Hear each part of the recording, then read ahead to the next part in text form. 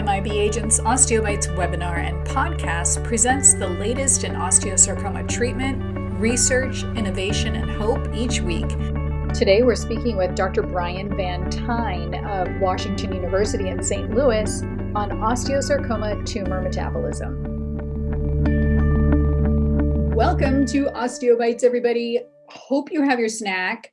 I have my Nutter Butters and a lot of caffeine to keep up with Dr. Van Tine today. And so let's go. Dr. Van Tine is with us. He is an associate professor of medicine and associate professor of pediatrics at Washington University in St. Louis, Missouri. This is where he is the sarcoma program director and co-director of the adolescent and young adult program at the Siteman Cancer Center. He has been the head of the Sarcoma Clinical Trials Program at Washington University for the past decade. Dr. Van Tine's laboratory is dedicated to the understanding of the metabolism of sarcoma and has recently developed a dual metabolic therapy for the treatment of, here it goes, for the treatment of complex cytogenetic sarcomas based on the exploitation of argininosuccinate synthetase 1 deficiency and glutaminase inhibition. There you go. Our panel today includes 2021 MIB Junior Board Member Kara Skrubis, 2020 Junior Board Member Ryan Kennington, Osteo Warrior Mom Allie Murdoff, and Amy Woodchuck, a physician's assistant and childhood cancer survivor. I'm your host, Ann Graham, president of MIB Agents. MIB Agents is a pediatric osteosarcoma nonprofit dedicated to making it better for our community of patients, caregivers, doctors, and researchers with the goal of less toxic, more effective treatments and a cure for this aggressive bone cancer. MIB Agents does this in three ways: through direct patient and family support with many programs to ensure that no one walks alone through this disease, through education, including our annual Factor Conference, OsteoBites, testing and research directory, and our book.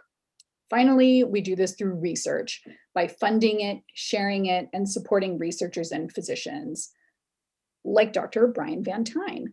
Would you get us started by introducing yourself, please? I said, I don't know if there's anything left to say about myself. Everything that we're about to go through today actually started at the first Factor meeting. And because of that, it's sort of neat to see something that was an idea where I met everybody that was directly impacted across the world and got a direct funder that came straight from MIB and brought this to fruition. And we hope to complete the circle in the next few years and actually bring it to the patients.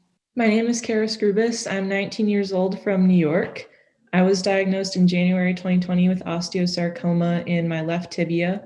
I underwent 9 months of chemotherapy as well as a left above the knee amputation, and now I am doing immunotherapy.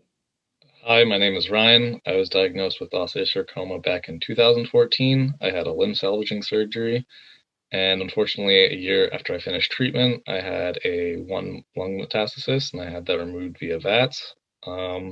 However, since I have been cancer-free for almost 5 years now, and in that time, I graduated from the University of Delaware, and I am now a member of the Shipman Lab.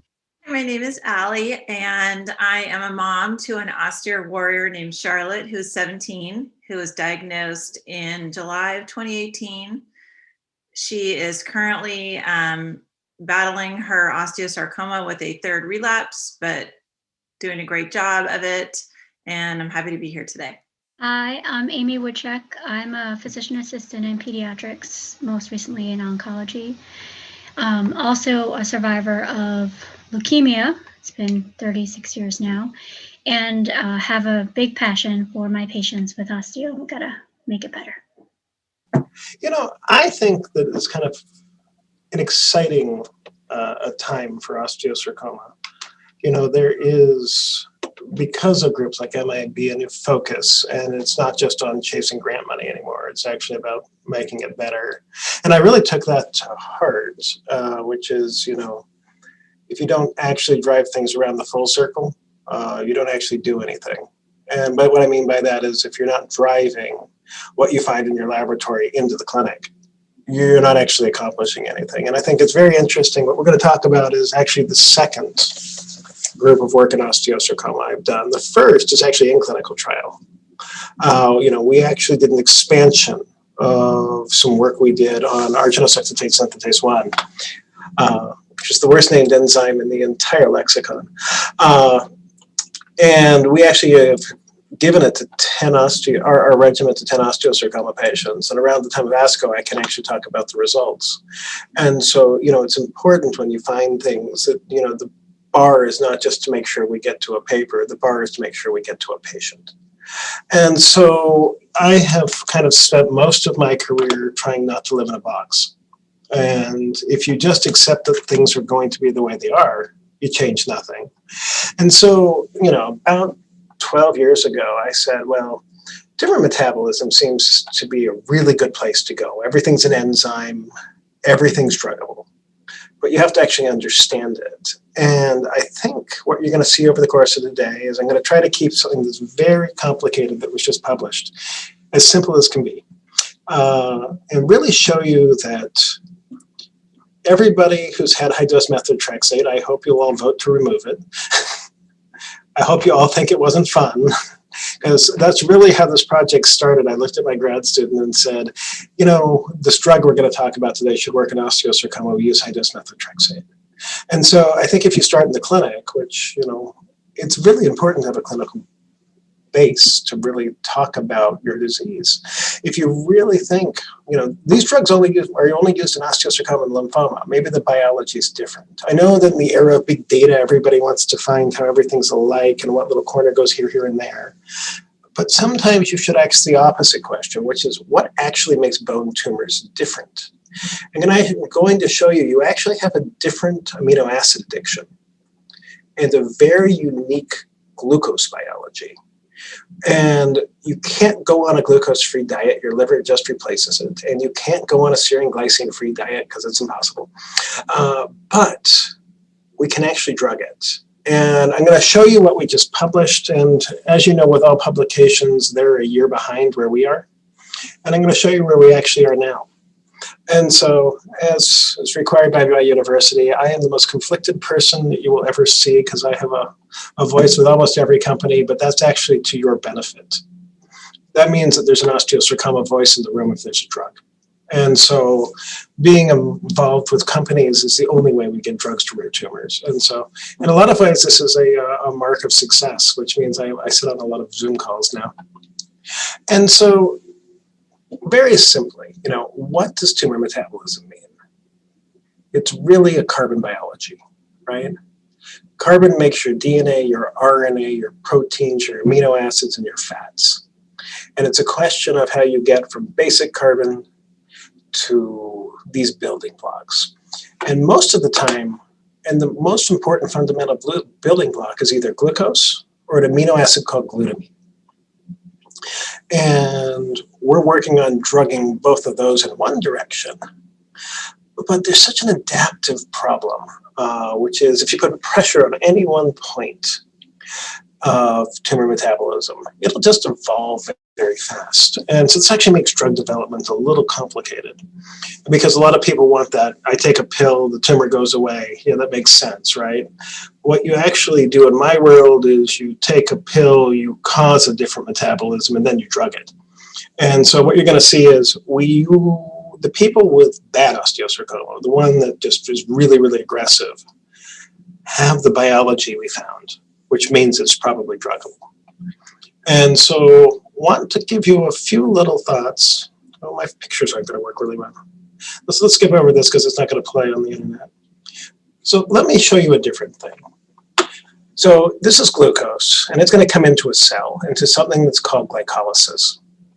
What that does is break down glucose into various parts. And in normal cells, we use this to make something called ATP, which is why you all want to drink your Coke and have your Nutter Butter, because that gives you a lot of extra energy, right? And you kind of get onto a metabolite called pyruvate, which then gives you a choice of excreting into something called lactate, or going over into your mitochondria and making more ATP. But what you find is that off of glycolysis are a bunch of building blocks where you can make nucleic acids like DNA and RNA and serine and phospholipids and amino acids in most of your cells in your body, except for your hair and your gut, which is why you lose your hair and you get diarrhea when you get chemo. These pathways aren't that active, right? So glucose is being used so that you stay awake and you can think. You're making ATP. And from a very simplistic way, if you get into cancer metabolism, in a kind of a very different way of looking at it is, the purpose of cancer is never to actually kill you. The purpose of cancer is only to make more. And so what you have is something that just wants to keep replicating, sort of like the Borg. And so as the Borg take over and over, when eventually they'll take over everything, have nothing to take over and die out, right? But in cancer metabolism, it's really about making building blocks. And so all of a sudden, glucose has a new purpose. So instead of going all the way down here, it likes to express something that's only expressed in a blastocyst, which is a group of cells before it implants, before you were alive. It puts out this isoform that puts a block here. And just like with any dam, you'll get a buildup. And so glucose now can't go down here. It builds back up. And the dam releases and starts making nucleic acids and phospholipids and amino acids. And so because of that, cancer is really just taking these carbon molecules and making the stuff it needs to make more. And so we know that there's a couple of ways where biomarkers in leukemia have been used. Metabolic biomarkers are not a new idea. They come from the 60s. There's an amino acid called asparaginase.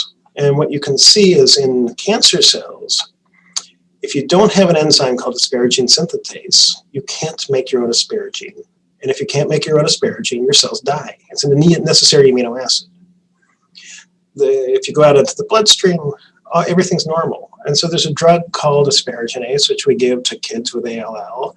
And by destroying all the extracellular arginine, you actually help kill the cancer. And so a long time ago, we started saying, well, we can do this and look at the 156 new kinds of sarcoma, of which, osteosarcoma is one, and it probably has another 10 subgroups at least, and subgroups of those subgroups that we need to figure out. But a lot of them have some things in common. And so we really went to try to find this parallel for osteosarcoma. And so we've done a whole bunch of really funnily named enzymes. One of my favorite is studying me. I love the projects where I get to study me. PhD, which is where we're going, isn't the sexiest thing, but it does get to Gator. And I like studying Gator because you have to be able to pun things to work in my lab. So if we kind of move on to osteosarcoma, I know most of you know this, but we're going to really talk about, a tumor that's different. If you take sarcomas, the aggressive components, probably 100 different kinds. The only really thing they have are cell of origins that are mesenchymal. We do a lot of bad things by trying to just compound a bunch of tumors that are different types, throw a drug at them and wonder why nothing works. Just like you wouldn't throw a bunch of things at prostate cancer, brain cancer, and breast cancer anymore. We do this in sarcoma, and they're that different. And so as you get into what is osteosarcoma, it's a tumor from bone. And bone is different. Bone is the reason we can walk, right? In terms of evolution, bone has different biology. And, I'm selling this to the choir, but osteosarcoma is the most common malignant primary bone cancer. It usually occurs near areas of rapidly dividing bone. And, I actually see more adults with osteosarcoma than I see kids. Probably by 3 to 1 at this point. But, I see a lot of people in their 70s, and osteosarcoma is common. And I don't think it's the same disease. When the DNA damage you have when you're young is very different than the DNA damage you have when you're old. And luckily, if you're young, you can withstand the treatments. It gets much harder to treat somebody who's 70. And so if we get into osteosarcoma, there's a whole huge literature of what it takes to get from a mesenchymal stem cell to an osteoblast. And this involves signaling through things like SOX9 and RUNX2, and these control gigantic programs that say the cell should become this, and then this should become this. And as you move through the metalloproteinases, and then the Wnt family. You basically need to activate a whole bunch of signals, but these are also the same signals that made your bone in the first place, right? You know, some of the hematopoietic stem cells can lead to osteoclasts. And so lots of people have focused on these families for the last 30 years. And what's unfortunate is for the last 40 years, we've had the same treatment for osteosarcoma. And it hasn't changed. And so as you get into this, we know much more about this disease than we ever have, but we haven't found really anything that's really advanced. And I'm talking a game changer, you know, not just let's find a disease that moves the bar by 2 months. I'm talking about let's move it by a year. Let's move it by 5 years. Let's actually move a bar, right? And so, you know, if you get into the classic therapies are what we're still using. They involve doxorubicin, where now you all have to worry about cardiotoxicity for the rest of your life. You know, cisplatin, which, you know, takes out your hearing. And highdose methotrexate, which is just 2 weeks out of 5 in the hospital. And so when you get into methotrexate, I don't know how many people actually understand what it does, but there's a cycle, and I think I have a better picture coming up. I'm going to show you how glucose gets made into serine, and serine gets made into an amino acid called glycine. That single carbon, when it goes down into what we call the serine folate cycle, is used to make AMP and GMP and nucleic acids. But when you go and inhibit dihydrofolate reductase with methotrexate, you basically cause a pause, and so you can't make any DNA, and then you come back and hit it with chemotherapy again. And we've learned a lot that I didn't know, and I had made a huge bunch of assumptions about methotrexate that we're going to teach you about today. And so, but this is toxic, involves rescue with leucovorin, and you're in the hospital for 5 days. And I thought, well, you know, there's this new upstream target. And so this is what data looks like. Don't worry about the details, but we get these huge maps of all the metabolites across osteosarcoma. We do this all with what we call mass, and we get all the nucleotides under different conditions and ask what goes where. And thought, well, is there something special about osteosarcoma? And what jumps out really quickly are the glycolytic pathway, and that goes straight into serine and glycine. And this is connected, very interestingly, to something called methionine biology. To translate a protein, the first amino acid must actually be something called methionine, or more specifically, S-adenosine methionine. And your serine folate cycle is actually connected to the SAM cycle. This is going to become really important because by the time I'm done, you're going to know about methionine, you're going to know about branched chain amino acids, and you're going to know about serine, and you're going to know how to drug it. But just conceptually, just realize this is an amino acid you need to translate proteins. This is a cycle you need to make nucleic acids, and we're going to screw up all of these, and we're going to do it selectively. And so then this is where this is interesting. When glucose comes into a cell, it gets about halfway down glycolysis till it gets to an enzyme called PhGDH. And in enzymology, you're looking for something that's called rate limiting, meaning that nothing moves faster than it, nothing processes faster than it. If you can cause a block there, you cause a problem.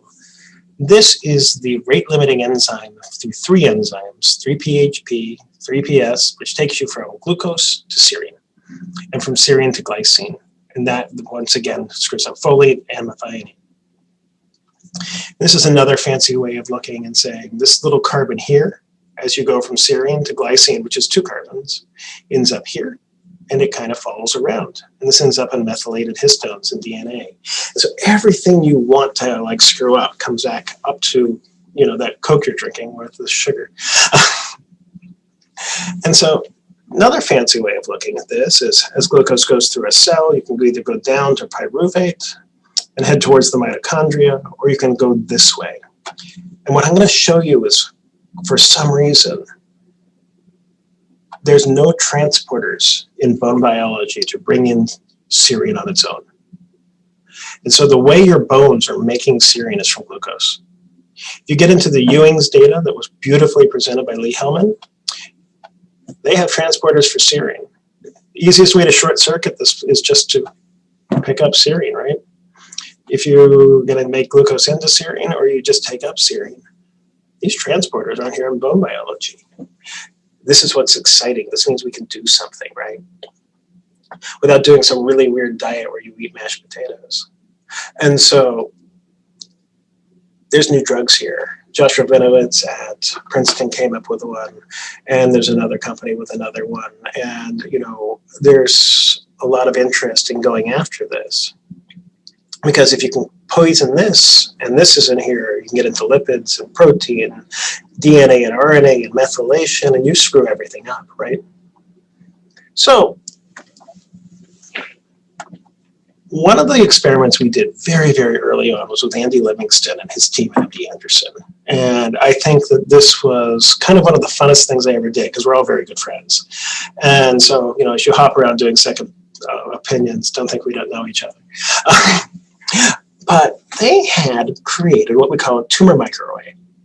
And what that is a slide with about 400 different samples on it of osteosarcoma. And we stained them for Ph.D expression. And they fell into 4 categories. And the way we looked at it was they had no staining, they had very light staining, they had decent staining, or they had high staining. And then what we said was, is there a difference in outcomes by staining? And that kind of was shocking to me because I've never seen curves look like this outside of breast cancer. So if you look and say, if I have osteosarcoma and a high expression of Ph.D, and I'm treated in MD Anderson, how did I do? If you look at relapse-free survival, it was maybe a year and a half versus 6. If you look at overall survival, it's maybe 4 years versus greater than 15.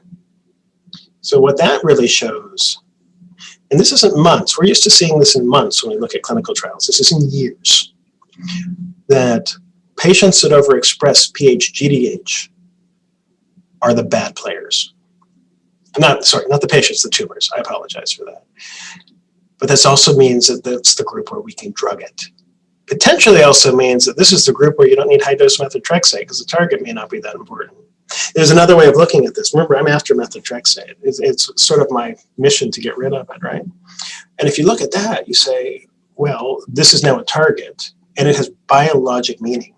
We then went and looked at a second data set and found the same thing. So this repeated in 2 different data sets where your more aggressive cancers have this more fully activated.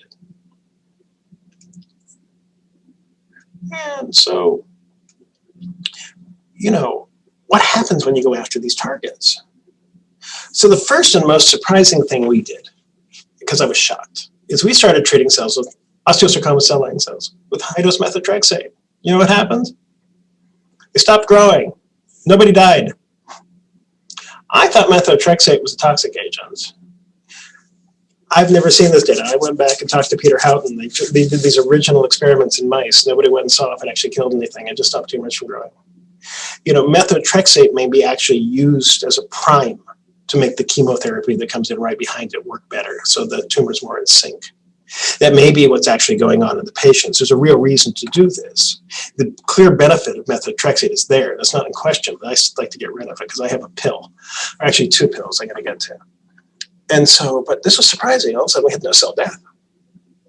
So we then, and this is done on a very fancy machine that takes a picture every hour, we looked at what happens when we drug Ph.D directly. And so if you watch cells grow in culture, this is what happens over 48 hours, and eventually things just become confluent. But if you treat them with NCT503, they grow much slower over the course of 72 hours, which means they all had about 1 cell division in them before they went flat. Right? And so what you have is an active drug, but it also didn't kill. We found the same thing with the second Ph.D inhibitor. I don't know who names these things because PKU MDL WQ2101 was not my first choice. I don't know if it's yours. But you have an active drug for stopping growth, but I don't think that's the bar you want. You actually want me to make the tumors go away, right? And so we started looking at whether or not we could actually cause cell death. One of the important things to realize is that if you see an effect of a drug above 10 micromolar, as an organization, you do not care. It's so off target that like it wasn't until we got to 30 or 45 micromolar that we could see cell death with these drugs. It's probably off target, probably doesn't matter. The second drug, you had to get out to 100 micromolar to see death. We can see at 5 micromolar complete cytostasis. So we knew what we were doing. We knew we had drug 1. We knew we needed to find drug 2. And so then it came a question of, well, where do you go, right? So we knew we were looking at glucose incorporation. And so the first thing we said was, well, if we take heavy labeled glucose and look how much accumulates at 3-PG in the presence of an inhibitor, you find you get a block here, you get a buildup, right? If you then basically drug and say what happens down here, the drug was on target because once you drugged PhGDH, you weren't finding any of these by mass spec down here. And you've also see this fall in metabolites, which is going to get into part of the story of why serine isn't coming in. And so as we started looking by nanostring, which is a fancy way of looking at RNA, we find that if you treat cells and they stop dividing, your nucleic acid synthesis pathway scores go down. That's expected, right? If you're not dividing, you're not making nucleic acids. If you look at your methionine and your methylation patterns, we found that we all of a sudden got this huge buildup of SAM and methionine. And it was a buildup because you stopped translating protein. This starts a signaling process that we're going to get to. If you ask what happens in terms of lactate production, because everybody always talks about, these buildup products and where they go, lactate that was labeled fell. And so we're starting to figure out where glucose is actually going. And it's not where you think, and it's exciting. Now, I'll tease that at the end. If you actually then say what happens in terms of glucose consumption, it went up. So they're using glucose to survive, but they're not using it the way they were. And then we went and looked at our mitochondrial cycle and found that the mitochondria turned off. They weren't using their mitochondria to compensate, so they were actually looking somewhere else. I'm going to try to keep this simple, so just go with me. We went and said, well, the easiest other byproduct is glutamine. Completely fell out. But then all of a sudden the tumor started to evolve on fat. And so we started tracing fats. And so extracellular uptake of fatty acids is incredibly important for tumor biology. So not only is the Coke and the Nutter butter appropriate for this conversation, the Nutter butter with all its fat content is incredibly important. And so we started looking at the accumulation of fat droplets and went and looked at the rest of our amino acids. And so remember I told you I was going to tell you, we got an accumulation of branched chain amino acids.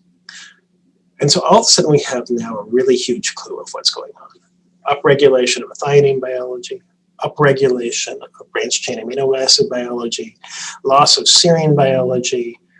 I'm hungry. That's what the cell is saying. But I'm not eating. This leads you to a really fancy mechanism involving Mtor. And what that is the amino acid sensing mechanism of a cell. And so upregulated branched chain amino acids activate Mtor. And this goes through what's going, I'm going to show you a cute little picture. Gator is usually, Gator 2, so if you're a huge University of Florida fan, you can think of that I finally found something I can pun. But cestrin usually segregates Gator 2 away. Samtor usually segregates Gator 1 away. And this is why all the Mtor biology trials have failed. Because you don't have a lot of active Mtor unless you start suffering from amino acid starvation. So in presence of high leucine, cestrin goes away, Gator 1 comes to Gator 2, it inhibits this, you activate mTORC1. So we had found this initial fall in one signal in terms of mTOR signaling, in terms of the nucleic acid synthesis pathway, but mTOR signatures went up. And so then, because I always like to translate things, we started playing with different drugs, and it led to my grad student doing heroic work for 2 years. But basically, she figured out how the drug that was working worked, which actually turned out to be this Mtor pathway. But basically, she showed that something called P70S6 kinase activity went up in response to PhD inhibition. And so really, that was the survival pathway. I basically said, I'm hungry, feed me. And that's why I don't die with this blockage, right?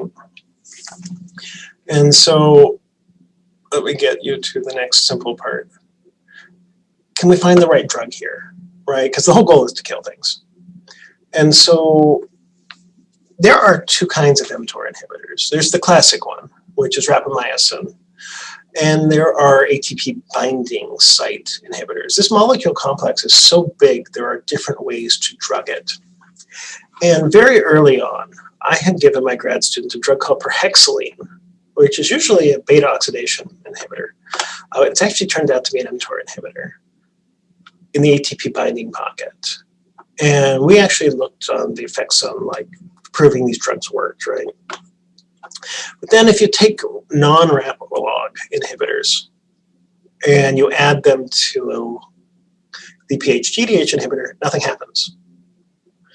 If you take it and add it to an ATP binding pocket, all of a sudden you start getting cell death. Well, that's actually something. The first time I've actually used the word death, right? I actually started to kill things. Killing things makes me happy. Killing things should make you happy, right? You want to kill your tumor. And so all of a sudden we said, oh, look, perhexaline, which is used to treat heart attacks in Australia,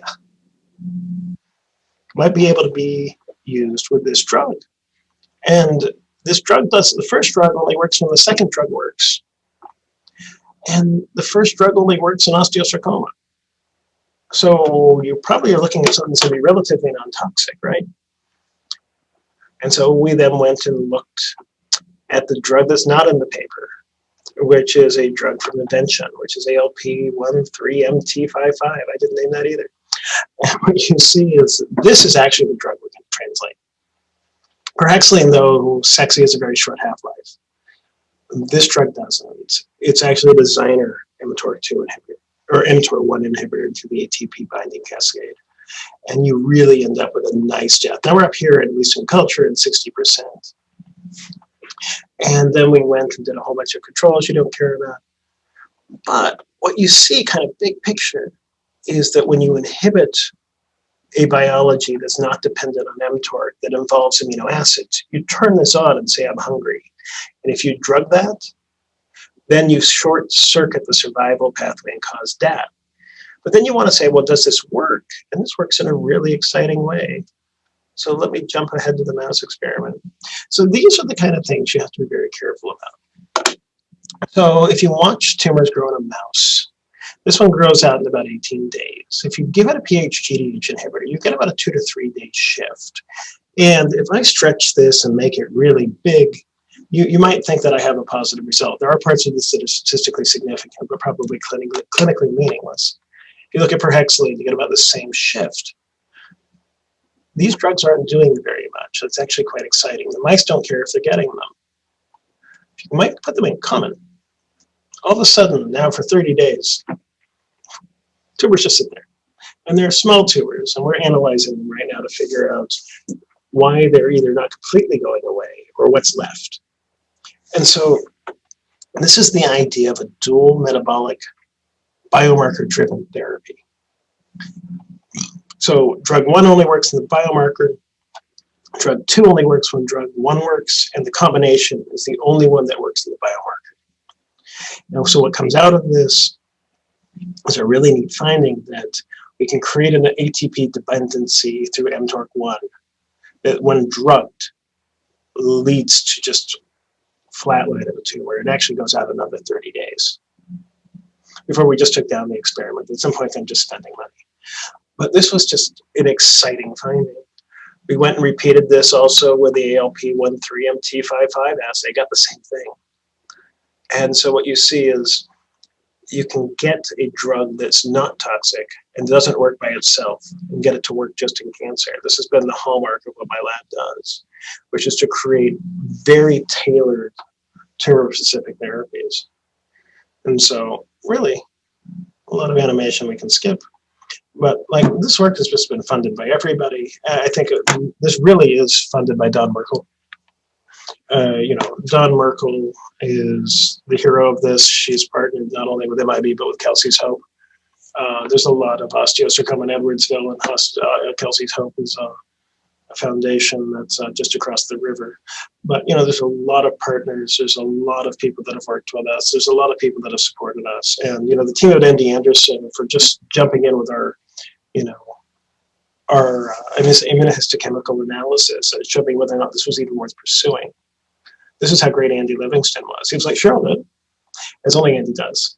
And if you take that all together, this is the story of how we're actually taking apart bone tumors from other tumors and why they're different, and how I'm hoping that we can get these drugs together in patients soon.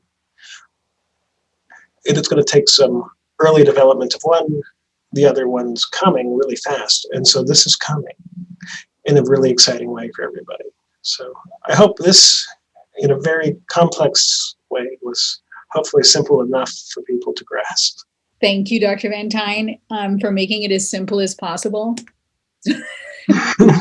Still very complicated for mere mortals, but really brilliant science, and very exciting, especially for the people with whom you speak today. And I want to say on John Merkel,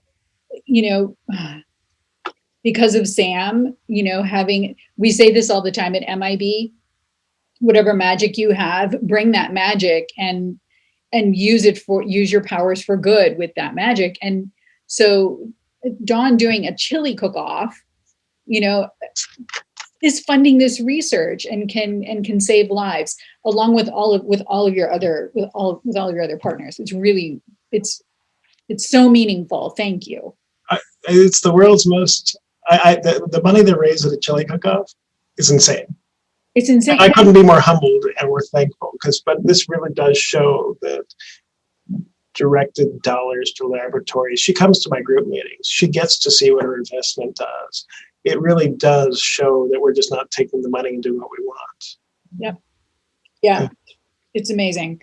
I'm gonna go ahead and speak for the people on my level and ask the very low-hanging fruit, possibly quite stupid question. What role? Thank you. You can have my question in 3D now. What role does? Can I ask this question? Is this just completely? What role does diet play then? Does that have anything to do with this? So should I put my Nutter Butters away, like for good? I think it's a fascinating question, and the answer is ultimately that diet is incredibly important. The corollary to that is we don't know what part of diet is important. I think that, everybody started, there's always a fat. And that makes giving these kind of lectures so dangerous, right? If I say everybody should be on a ketogenic diet, you'll never touch another Nutter Butter again, until you realize even on a ketogenic diet, the liver makes enough glucose that the tumor never notices. And so, does exercise matter? Clearly, that seems to have a huge component to that. That may be more of the lipid biology. But you can't run out and say, I'll never eat methionine again. You also can't. And so, this is where this gets hard. And so, is calorie restriction work for Mtor inhibitors in breast cancer? Sure. Do Mtor inhibitors with calorie restriction work in osteosarcoma? Nobody's shown it. And so this is where this is hard. And so where everybody wants to do everything possible, everything possible, I look at it in terms of the therapy you're on. If you lose too much weight on chemotherapy, I can't treat you. And so, if you go on a really healthy diet during chemotherapy, you may drop your cancer out of cycle. And if you drop your cancer out of cycle, the chemotherapy may not work. And so this is really complicated. The data on like vitamin C everything works backwards, right? Antioxidants help tumors spread. And so it's really easy to say things that sound good, but it's much harder that we don't know what it takes to dress like a pirate. We don't know. 1 out of 6 do. But we also don't know the answer to that. It's something that needs to be looked at. But, I think it's hard to tell somebody that you can never have another banana again if it's your favorite food. Mm-hmm. Especially if it's only going to make a 2-week meaningful difference. I mean, these are, if I thought, we did this with synovial sarcoma, because there's a lot more reasons to put synovial sarcoma patients on glucose-free diets. Biology is completely different, much more addicted, might actually have an impact. But do you know how hard that is to do permanently? And that's it's a real question. And so it's really your goal, what you want to do, but also I think it's also important not to quit living. Yep. Okay.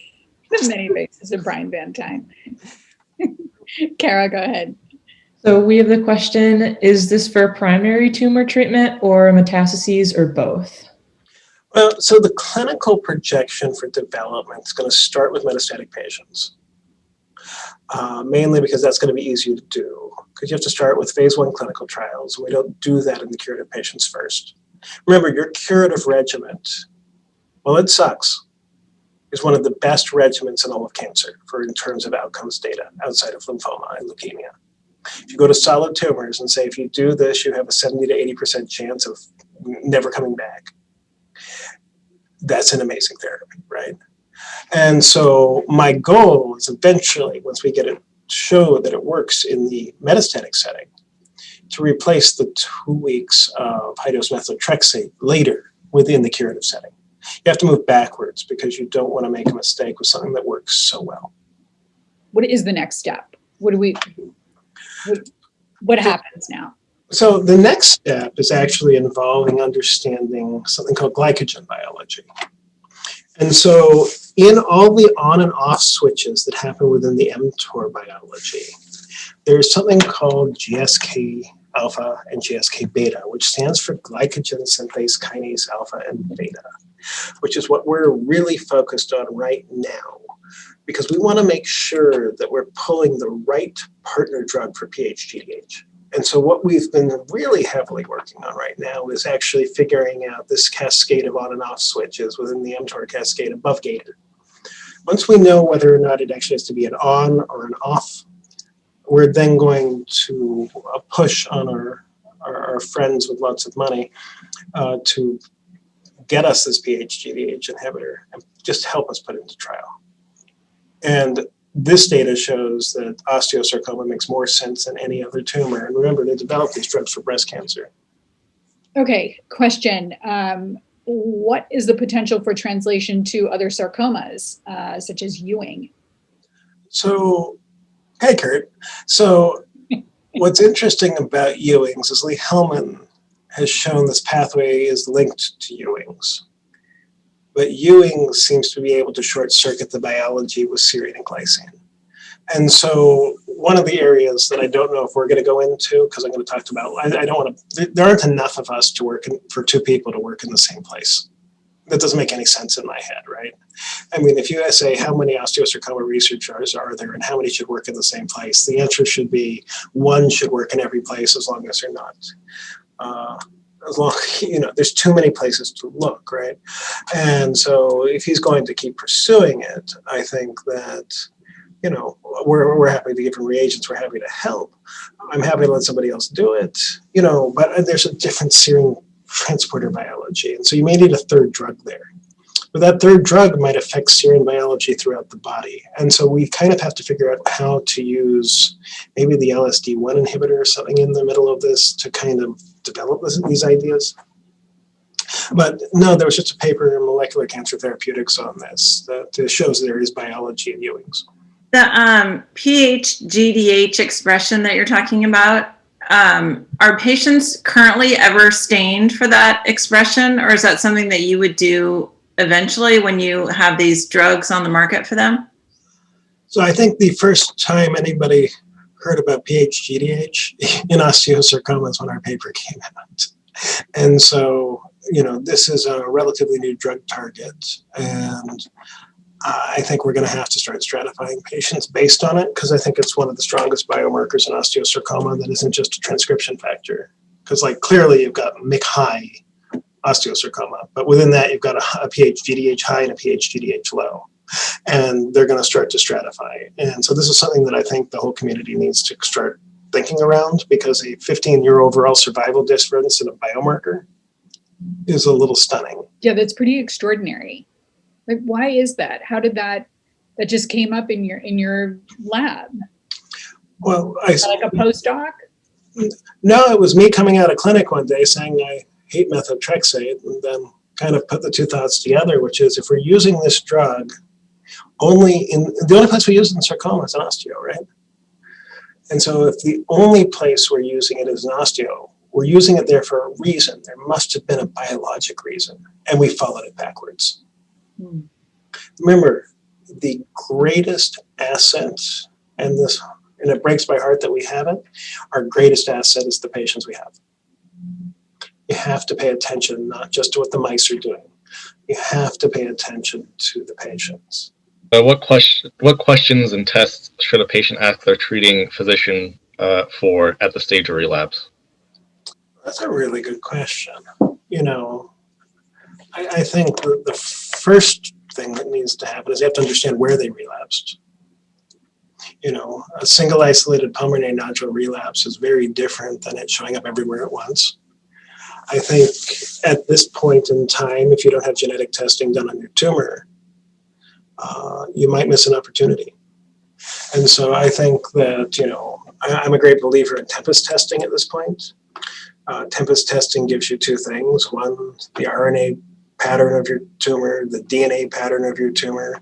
But it also tells you if you actually have a predisposition at the same time. Is there something that caused you to get osteosarcoma? Do you have leishmania? Or do you, recently we found another one that was a retinoblastoma patient with osteosarcoma that never had retinoblastoma. And so I think knowing the genetics of your tumor, especially at relapse, I don't know if it matters up front. I don't think there's anything that would change what I would do up front based on genetics at this time. I'd like to see that change. We haven't done, we've been doing the same band march for about 40 years, but I'd like to see that change. But at relapse, if you don't know your entire genetics, with the rapidly advancing drugs, with the fact that HER2 ADCs are coming out, with the fact that all sorts of options are there if you know what tumor you have. You may want to have discussions if you're MIC high about adding something in. I think that osteosarcoma is not one disease. You know what I mean? It's not one disease. I think we actually need to start very clearly defining the subsets, which is why I was so glad to see a MIB partner with Count Me In. We need 5,000 osteosarcomas to create a tree, right? At which point we'll get a really good idea of who's good, who's bad, and what's there. And whether you go after the new p53 inhibitors that should be coming from Josh, or you're coming after the new MIC inhibitors, or you end up just running the gamut with bad things with the stuff I'm working on, or even my ASS1 biology is quite interesting within osteosarcoma, and it's slightly different. There is a good chance that one day we'll be talking about osteosarcomas normally. And then you'll have to have MIB rooms for each and every different one. And at that point, we're really successful. Because I'd like to see much more genetically tailored therapies.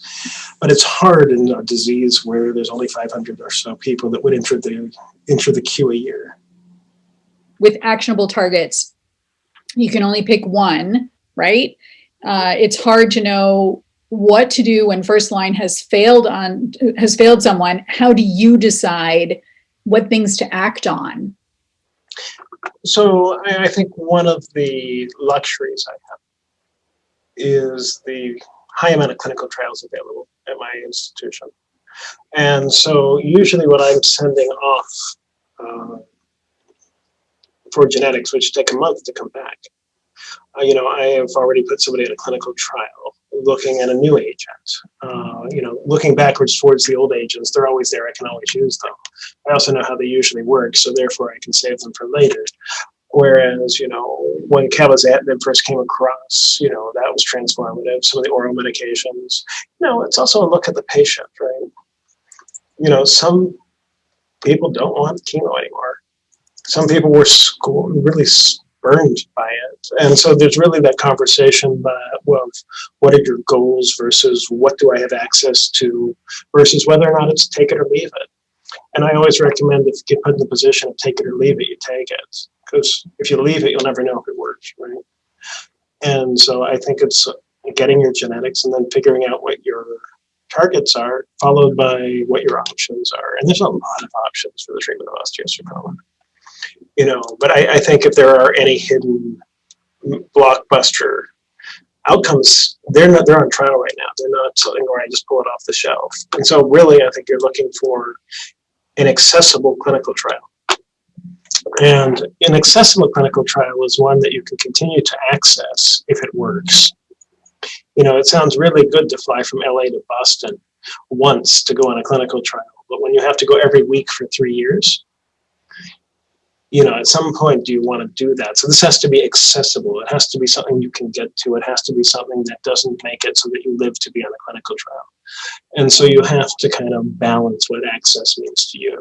So the next question is from a family that's in Austria about what the cooperation is between the continents and how do we share across continents? Oh, that's so tricky. Sharing across continents has been difficult till you get to phase 3 clinical trials. Part of it is the US regulatory network. So European trials don't want to pay for the insurance to open here. Believe it or not, the liability to open up a trial in the United States from Europe is a big deal. They're not used to it. Going the other way, the international financing of going backwards is difficult. It's all big money, which is really sad to say, right? But it is big money. And so, if somebody's putting up $10 million to do a phase 3 clinical trial, they open across the world. They want the marketing across the world. If you ask, do I work with Robin Jones on a daily basis? The answer is yes. That's London. Do I work with Sebastian Bauer in Essen? The answer is yes. Do I talk to Sylvia Stagliati in Italy all the time? Yes. So as a community, we're all connected. As a trial problem, especially in early trials, it's hard. Because, I am lucky to get the trials I get up off the ground in the first place. And so I'm hoping one day MIB hits it rich with the lottery and then can just fund these things as they need to happen. So does MIB. Can't win if you don't play. That's right. That's right. We gotta get on that. We gotta get on that because my goodness, we need to solve this. It's a crisis for us. It's you look at the patients, more patients in the eye than we do, and it's the pain. Okay, so we've got to sadly wrap up our story here, but really exciting with perhexylene. Who knew? Look, and I could say that one. Okay, so I know the team has some burning questions here. What other profession would you like to attempt? Well, I am an amateur musician and play the oboe in an orchestra. So when I finally get done with this, I think that's all I'd like to do. It makes me happy. What was your first job? This one? Sadly but true, I actually, my first job was actually as I went to from high school straight to college, from college straight to medical school, from medical school I also did grad school, then I did my internship, my residency, and my first job was as a sarcoma doctor. I was very privileged that this is my first and only job, which is kind of a cool story. I never really thought about it, so thanks for asking. The privilege is ours. I'm glad you had that osteosarcoma patient. You can't meet an osteosarcoma patient and not be changed. I believe that. Ryan, go ahead. What inspired you to be a researcher? The fun part about being able to come into work, ask a question, and kind of follow whatever you feel like every day. it's kind of fun because you get to figure out if you're right. You get to challenge yourself. And, I always found that I grounded myself in something real, like osteosarcoma, and actually really helped focus where I went. And, we live very privileged lives. And as, medical researchers, and if anybody tells you otherwise or whines about it, they're not paying attention. We live very, very privileged lives. I mean, how often can I come into work? I only work 7 days a week, and I don't have a job. I just kind of have this never-ending hobby, right? Because I do what I want. Nobody tells me to come. Nobody tells me to go. And you just get to create. And it's that creative aspect that kind of drives me. What do you need to accomplish your work, and how can we make it better? $2 million. No, no, I don't have a Goldfinger background. I think that support is always important. I think buy some chili for Dawn. Her event is coming up right now. I know it's gone virtual this year. It's going to definitely cut into our project's finances. So if Make It Better can make it chili, any support through that would actually help, because that's the money that goes directly to funding these projects, because it's a dedicated stream only for osteosarcoma. And we don't let that money leave that box. And so, yeah, thank you for asking. That's amazing. Okay, this is a burning question coming in, and it's a big one. It's not an easy one that you can answer with oboe. Has perhexylene been evaluated in glioblastoma on the simple and perhaps naive assumption that glucose metabolism is preferential in the brain? So perhexylene is used to treat chest pain, and has never really been looked at in cancer until now. And we just found that there's a funny story behind it, which is it's supposed to be a CPT1 and 2 inhibitor. The classic one is etomoxir. And so being the clinician, I made my grad student use etomoxir and perhexylene in her first experiment so that I could translate it. Etomoxir didn't work. Perhexylene did. She spent the next 2 years trying to figure out why. And so it was a fortuitous accident of me being a clinician that we're talking about an angina drug. But it was really, as that driving question in my lab is, how are we going to drug this? That's where that came from. And so could it happen or have a role in glioblastoma? I think the AL drug will probably have a better role, because one of the things about angina drugs is they have short half-lives. And I think we need to find a longer half-life drug. And the good news is I already have it. Okay, awesome. All right, we're in overtime.